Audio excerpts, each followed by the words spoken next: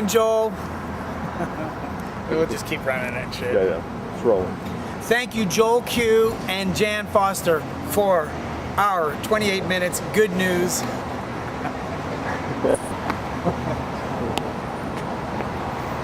Thank you, Jan Q and Joel.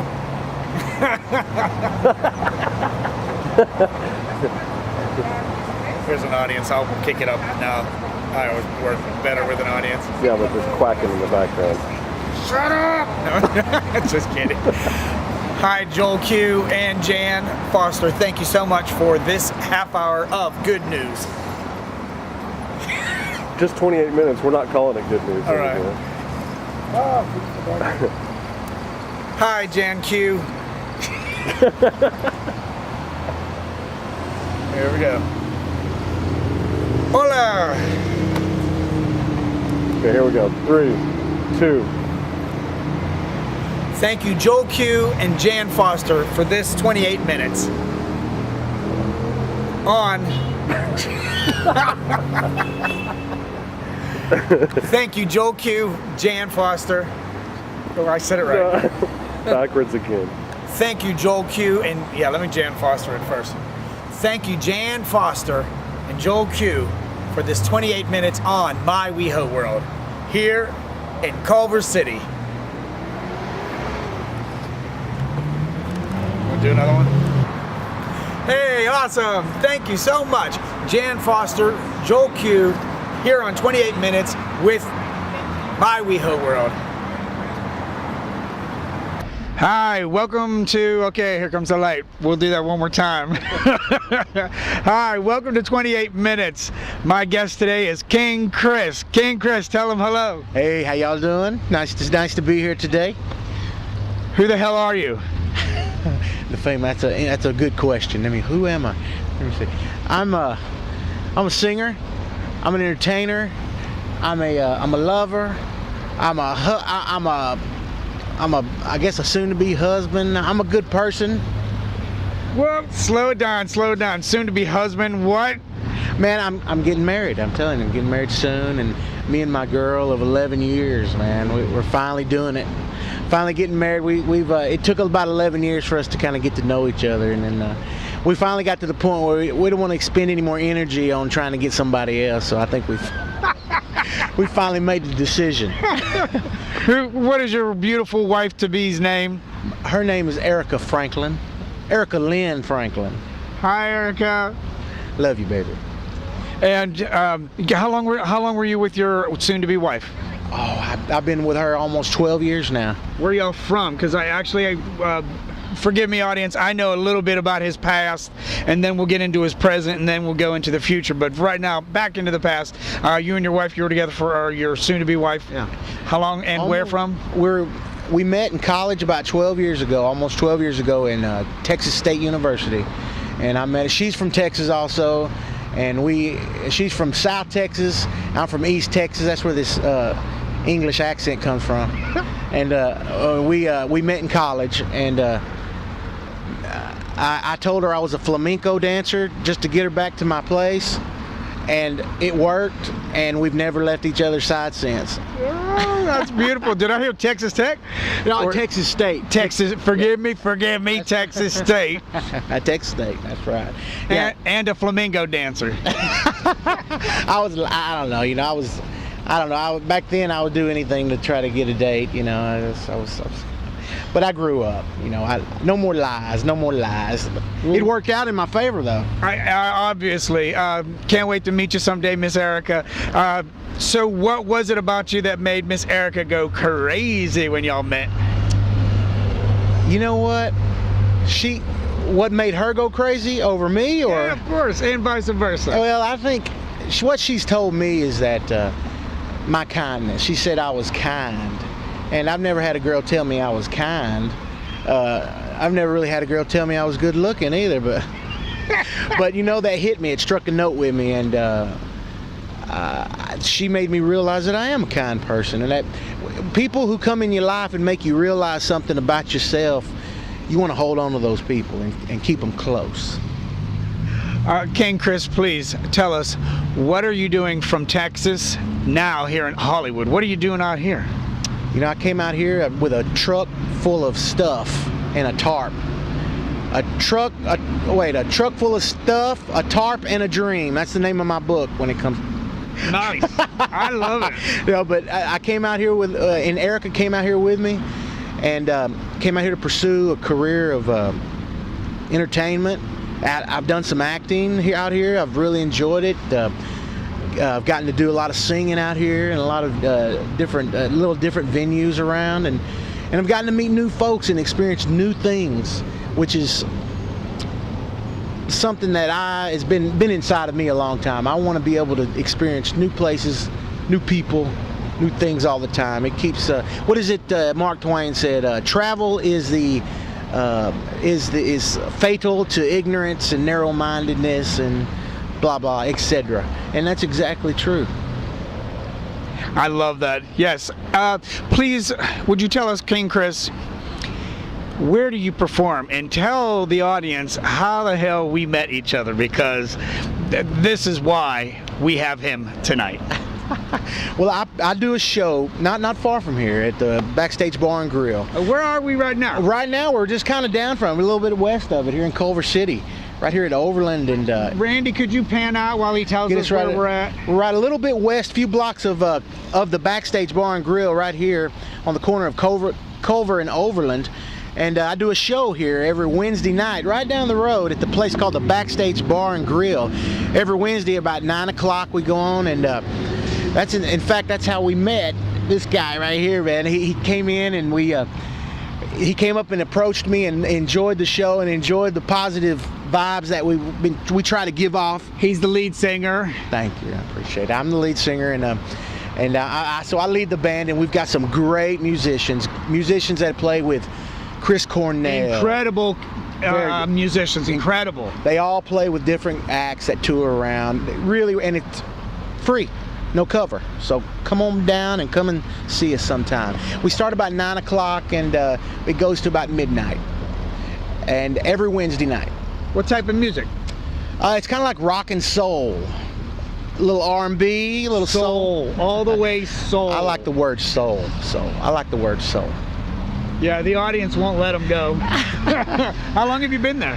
Oh, we've been doing this gig for almost about 5 years now. Oh, excuse me. How long have you been doing this gig? The gig. Yeah, I've been doing the gig for about 5 years now, and we've really gotten to get a crowd, a good response every Wednesday. I've gotten to expand my audience and get more people to know me and know what I'm about, and that's why I came out here. And things happen like this.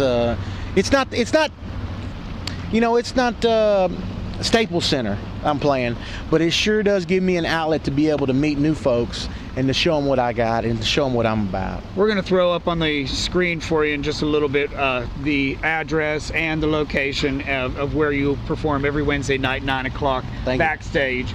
But besides that, I also learned that you have a side gig that you do, and it has something to do with barbecue.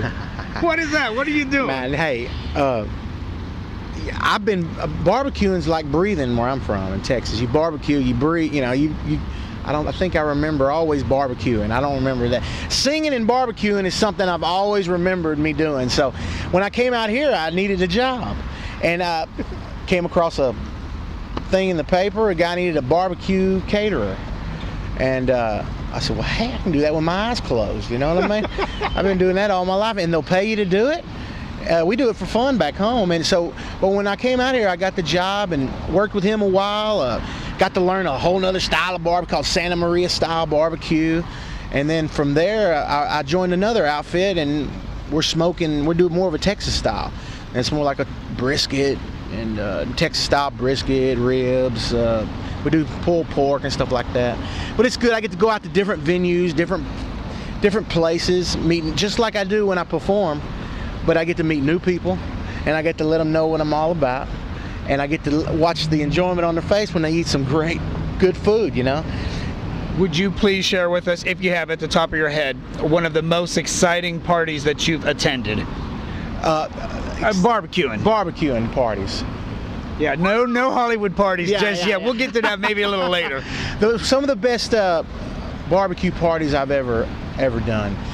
I've done so many, from construction workers to after parties to bar mitzvahs to weddings to divorces, you name it, we've done it. Wait, divorces? Not divorce, I'm just but we one of the best ones I got to do is for the Shriners, and we got to work with a bunch of kids that came in who they were kids who had special needs. And a lot of these kids they've never heard of barbecue. So you can imagine the gratification you get after feeding these children and seeing their face for the first time of, oh my gosh, they love this food. They love this barbecue. That was probably the most enjoyment I've ever got from cooking for somebody and being able to feed somebody and serve somebody. That was the best feeling I ever got. I'm blushing. He's talking about barbecue and I'm blushing. I totally missed this, but all right, you just totally missed this, but 3 guys walking into the gym just said, oh my gosh, there's King Chris. We know him. We see him every Wednesday. I swear to you. Listen, that was cool. Wasn't it cool? That was cool. I had my pen. I was going to let you autograph your signature on their chest or whatever. Oh, yeah. All right, sorry. That's for the ladies only. Thank you. The ladies only. And Miss Erica, of course. Now, our producers are asking, how did you get started in the music business? You know, like I said, I never knew a time I haven't been singing in my life. I remember waking up early on Sunday mornings. My father was a music minister in a church, and I remember waking up early Sunday mornings and hearing gospel music from the time I was gospel music, and I remember like the Imperials, and I remember the only secular music we ever really could listen to was the Platters. Remember, only you. I remember hearing these singers, and these are the people, these great gospel singers, and people like this. They influenced me to want to step out and sing, because I always grew up singing, but I never knew how you could step out and sing. Most of the singing I did was always with groups or harmonies or with my family. When did you step out? I stepped out probably when I was my first year in high school, when I was around 9th grade. That's when I actually kind of stepped out and... Doing what? And I started playing in bands and rock bands. I was having to sneak out of the house, you know, to play band, because like I said, my father was a music minister. Okay. And their expectations for me were, you know, singing in the church, or being a preacher, maybe being a song leader or something. Right. Or I believe this is what I got from them. That's when I knew I had the gumption to step out and want to sing. I wanted to personalize my singing. I wanted people to know who I was through how I sung and the way I did it. When was your first time stepping out, with either in front of a band or by yourself? The first time stepping out by myself was probably with a band. Okay. You know, I did many gigs, singing gigs by myself. Okay. But I never actually stepped out and started exploring who I was as a singer until I got with a group of musicians, and we started throwing things back and forth about music and ideas and concepts of original music, and that's when I started first taking my steps into thinking of how I wanted to be as a singer. Can I guess that they fell in love with you and just started molding you? Well, yeah, we became great friends. I believe. Still friends to this day.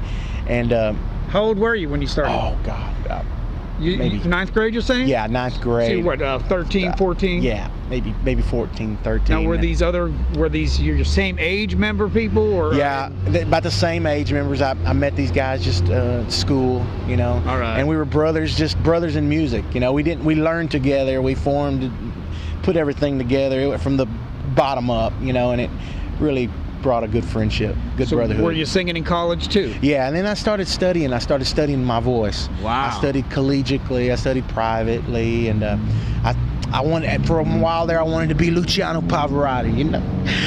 He was my favorite, still is to this day, one of my favorite singers. The way his tone I was like, no one sings. That tone is unmatchable. I have to try for that tone. And for a while, I wanted to be him. But later on, after meeting a bunch of opera theater people and going through that kind of thing with those, I don't think I fit in very well. I just tried out for the gay and lesbian choir, and I sing real close to like you do too, with preferably more soul than somebody smacking you in the ass with a ruler. Exactly. That's exactly how I felt, man. I felt like the black sheep of the family in the group, man. Right. I know how you feel, brother. So tell me now, you're out here in LA. Yeah. And you've been here, what, 5 years, you said? Oh, no, I've been out here in LA almost about 8 years now. Okay, 8 years in LA with Erica as well? Yep. Okay, y'all together. Yeah. And you're over here singing. Where do you see yourself 5 years from now? 5 years from now, it's hard to be a prophet on this, but 5 years from now, I want to be continuing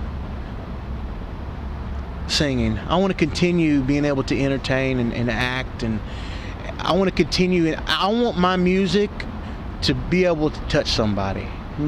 I want my music to be able, in 5 years, to be able to have some music that people can listen to and be able to know that, man, that helped me. That served me. That piece of music, that singer served me. Because I believe true happiness is in service. If you can't serve somebody, then you ain't gonna be happy. But you got to serve somebody. And I'm not talking about being nobody's slave. I'm talking about true service to your brother or to your sister. You'll find happiness in that. Sure. And that's what I found. Yeah. If you're gonna be a waiter, they ask for ketchup, don't bring them mustard. Yeah, serve them well. Right. Serve them well. Absolutely feel you. We all have something to give, something that we can use to serve people. Look what y'all are doing. Look what I do. Look what this person over here is doing. They're all doing things to serve our brother, our fellow man. King Chris, may I please ask you some just silly ass questions? Yeah.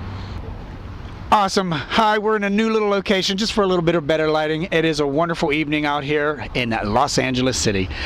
We are with the incredible, talented singer, Mr. King Chris. Give us your full name so that we can either look you up and Google you. And do you also have a website in mind that you can give to the audience? Yes, I do. Listen, my name is Christopher Rocha, and spell that for us, please. Christopher, and then Rocha is Rocha. And I have a website if y'all want to check me out. It's called kingthang.com. Kingthang, like Thang, kingthang.com. And y'all can check me out and contact me, come to a show, visit with me. Y'all need something, man, y'all come on out and let me see if I can help y'all and enjoy yourself. Yeah, awesome. Now, may I please change this around just a little bit since we have just a couple minutes left? Yeah.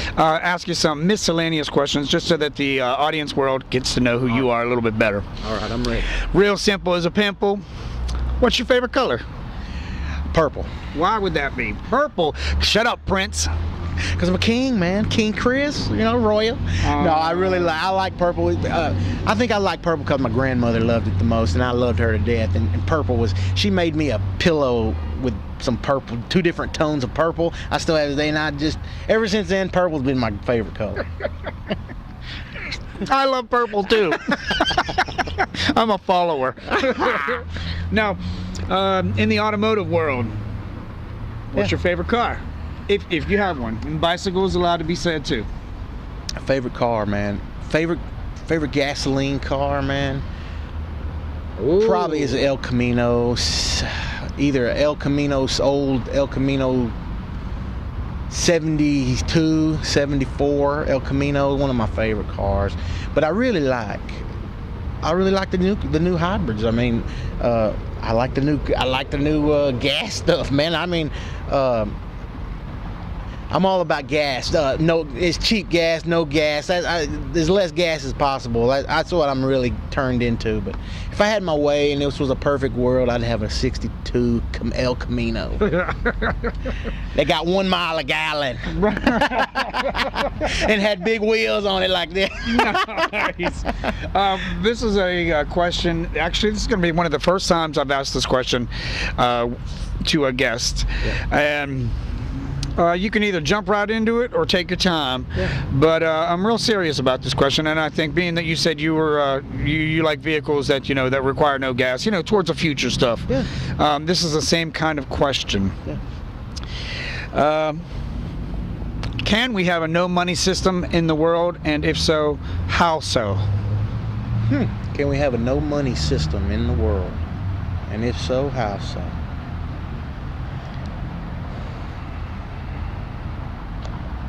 That is such a big dream, and it's so out there. Is it feasible? Yes. Is it in the near future? I don't think, because minds have to be changed. The way people view each other, the way they view compassion has to be more prevalent in our world than it is today for that to happen. Our society's driven by this money. This microphone costs money. Everything around us is money. It costs money, and we're driven by this. And once people start realizing that compassion has nothing to do with money, and you can't buy compassion. You have to get something you give. Then money will start taking a back seat, and then people might be more open to thinking that a moneyless society would be feasible, and it's a dream, but it's one to dream. Right. You know what I mean? Yes. Yeah. I've been racking my brain for that answer, so I'm so glad I get to ask everybody else about it, because good question. I've not been able to figure it out, and I literally wake up in the middle of the night like, oh, leave me alone, I don't care. Yeah. But it's something to think about, and it's something to ponder, because it creates a feeling in you of even if we don't reach this world of no money, at least people should be dwelling on it and knowing that, man, what would a world be like where tangible goods don't rule the world, where we have to fight wars over interests, where we have to kill folks to do things to get. People need to think about that. If not achieve that, think about it, because maybe that's as close as we'll ever get. We as a people, as a human race, we've got to dwell on that more, and that's why getting the word out there like that, giving that question to folks, I think it's a good question, and it's one I'll be pondering tonight too. Yeah, thank you so much. Ladies and gentlemen, it's kind of getting a little chilly out here. Our time is rather up now, but I cannot thank our wonderful guest, Mr. King Chris. Hey, thank you so much. Any last words? No, I don't. I just want y'all to love each other, be good to one another, and come see me. Have a good night. Thank you, Jan and Joel. Thank you, my whhaaa world.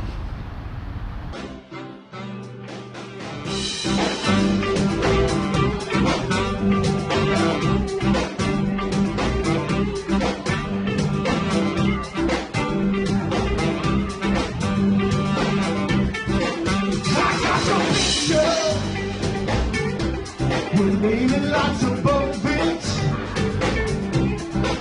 This is your big debut.